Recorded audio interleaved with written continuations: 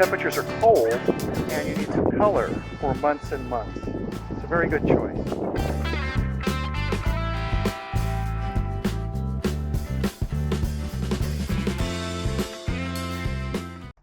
This plant deserves better recognition.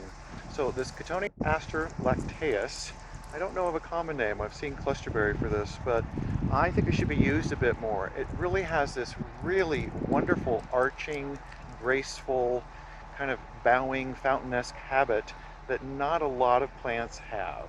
So it's this arching drape that I really like, and the months and months of berry color. The thing that I've seen that I need to mention about this also, I've seen people use it as a hedge or a box, and I think it's wrecked by making it a box or a hedge. I don't think it's a good idea. It just has this nice, really nice drape to it, and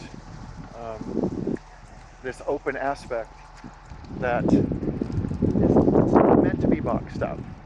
So I'm here with Cotoneaster lacteus that's been boxed or kind of bald, or anyway, my point is taking a very large plant that fruits or flowers at a larger size and trying to keep it small frequently doesn't work too well, because the fruit and or flowers are cut off or hidden.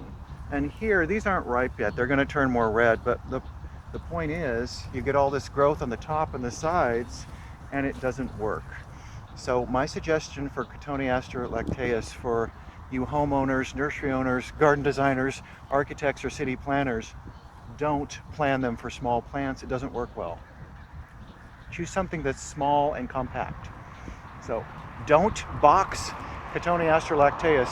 Please let it be large and spreading and graceful.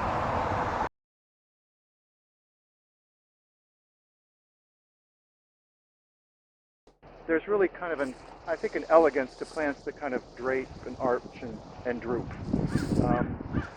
This is a beautiful espaliered plant, like fanned out against a wall or fence or a building or your home. You just keep it within a few feet of that structure. It makes a beautiful espalier. So it does have little white flower clusters. They're pretty for a few weeks, but it's these months and months of these red berries that make a nice show. And I'm filming this a little early, this segment. They're going to color up and turn more red. So anyway, low water. It's not really a big shedder. I suppose if you are overhead sprinkling or it rains a lot, there might be a little bit of berry seeding, but I would say it's not particularly messy or seeding in general. Just beautiful. So Cotoneaster lacteus, something beautiful, graceful, airy, arching, moderate water usage and maintenance.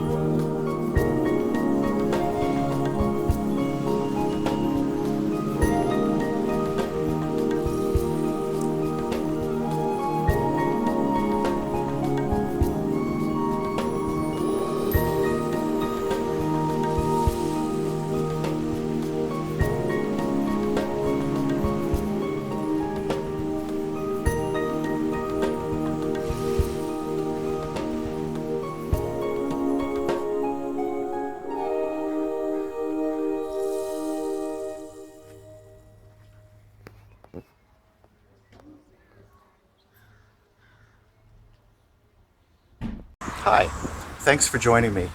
If you found this video interesting or informative, or you think that other people might, please give me the thumbs up or subscribe on my YouTube channel. That way I'll know, and other people will know, that this is a good thing. There's a lot of treasures to explore out there, and it's fun to share them.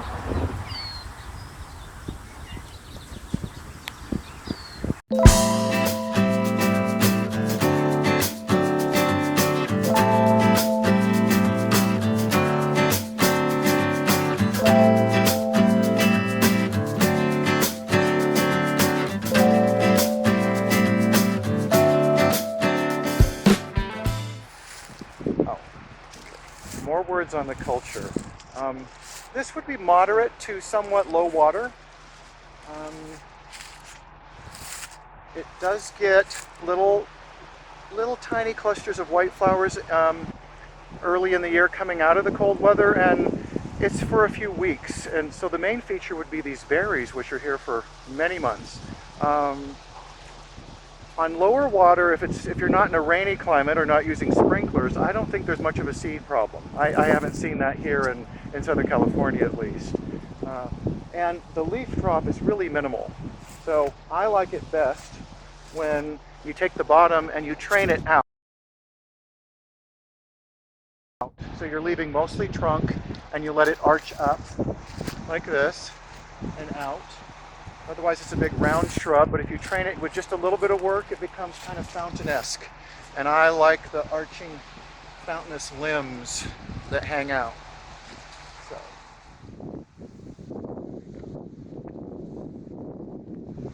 Cotoneaster, lacteus, something really beautiful for a feature plant or a specimen plant in your garden.